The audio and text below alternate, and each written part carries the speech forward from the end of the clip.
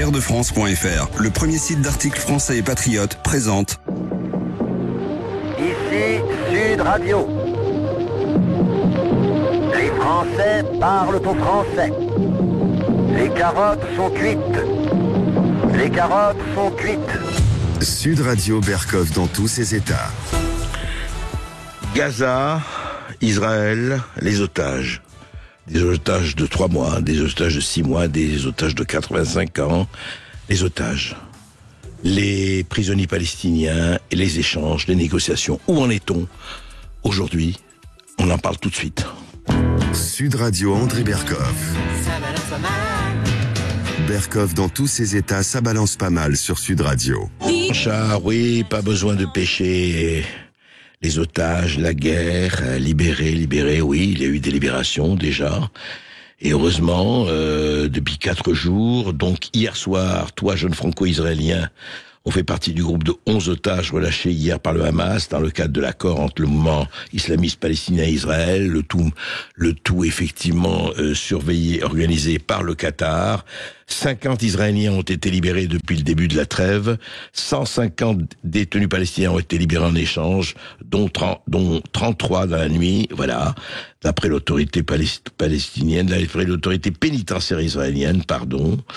Alors trêve, elle va continuer, elle ne continue pas. Et puis, il y a eu une déclaration du Premier ministre qatari, qui encore une fois est le médiateur dans cette Cheikh Mohammed bin Jassim El Thani, a dit ceci au Financial Times: le Hamas, pour permettre la prolongation de la trêve, a besoin de localiser des dizaines d'otages qui sont à ce jour détenus par des civils palestiniens et des factions. Voilà, on croyait que la totalité des otages étaient dans les mains du Hamas. Eh bien, pas du tout. Il y a effectivement un certain nombre d'otages qui ont été, entre guillemets, dispatchés. Jonathan Serrero, bonjour.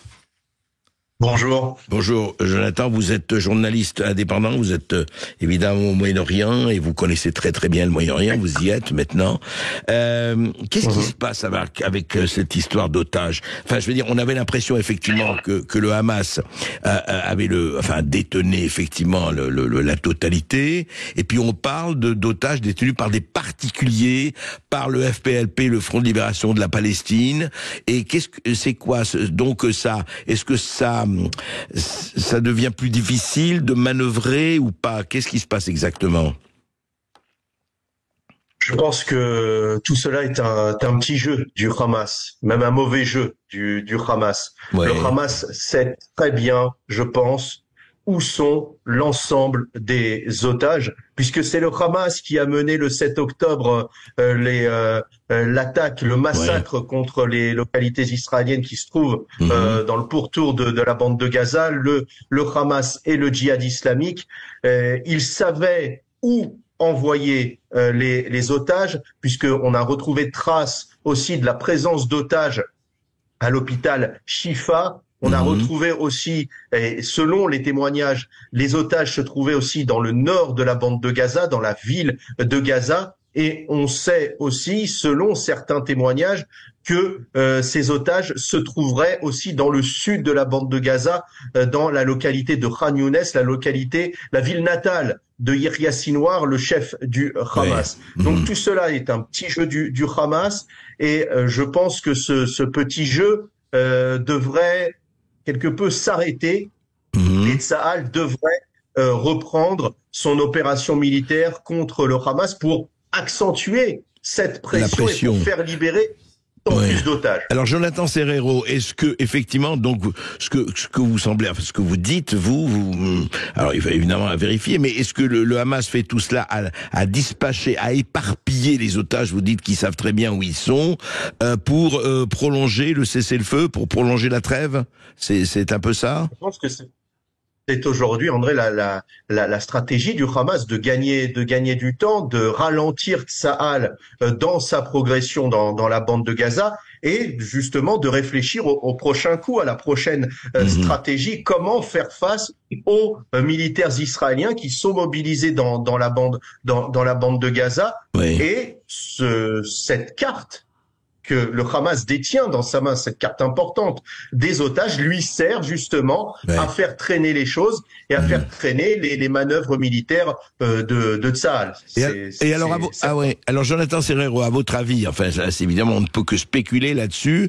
Est-ce que, au fond, Israël, dont la politique a toujours été de récupérer à tout prix ses otages, les otages qui ont été ravis par l'adversaire, est-ce qu'ils vont continuer, est-ce qu'ils peuvent continuer la trêve jusqu'à ce que effectivement le dernier otage soit libéré, le dernier otage encore en vie, bien sûr, ou effectivement ils vont se dire attendez, il faut recommencer les opérations et augmenter la pression au risque, il faut le dire, au risque de mettre en danger la vie des otages qui sont encore détenus. J'ai pu discuter avec certains experts militaires qui m'ont assuré que maintenir des forces militaires sans mouvement, c'est dangereux pour la vie des soldats, car il peut y avoir des tirs de sniper et les soldats seraient à découvert puisqu'ils seraient empêchés de réagir dans le cadre donc de cet accord de cessez-le-feu, de cet accord de trêve. Non, je pense que Tsahal a déjà réfléchi au prochain coup, à l'avenir des opérations. D'ailleurs, le chef d'état-major de Tsahal, Herzl Halevi, a déjà validé, a donné son feu vert à la suite des opérations. Cette suite des opérations, ce sera de mettre la main notamment sur l'ensemble du nord de la bande de Gaza, notamment le quartier de Soujaïa, mais aussi d'avancer un peu plus au sud de la bande de Gaza vers Rafia et Khan Younes, où là, les combats risquent d'être beaucoup plus intensifs que ceux observés lors des premiers 50 jours de combat. Pourquoi beaucoup plus intensifs, Jonathan Serrero?